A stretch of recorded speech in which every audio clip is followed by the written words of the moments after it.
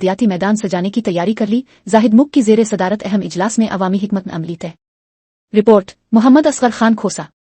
Lahore. Senior सहाफ़ी doctor Mohammad नज़र हुसैन के मुताबिक मुत्तहिदा कौमी मूवमेंट पाकिस्तान MQM पंजाब का एक अहम इजलास मुनक़िद हुआ, जिसकी सदारत मरकज़ी रहनुमा और बैन अल-सूबाई तंजीमी कमेटी के ज्वाइंट इंचार्ज जाहिद मुख ने की।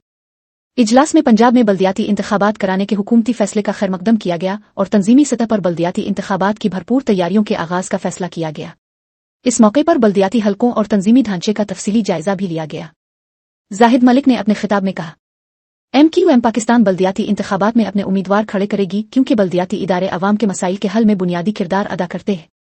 अवामी खिदमत हमारा नस्ब अलैन है और हम पंजाब के शहरियों को हकीकी नुमाइंदगी फराहम करेंगे। इजलास में पार्टी रहनुमाओं ने तंजीमी ढांचे को मजीद फाल बनाने, अवामी राब्ता मुहिम तेज करने और बल्दियाती सतह पर MQM के नजरिए को फरोग देने के अज़्म का इजहार किया।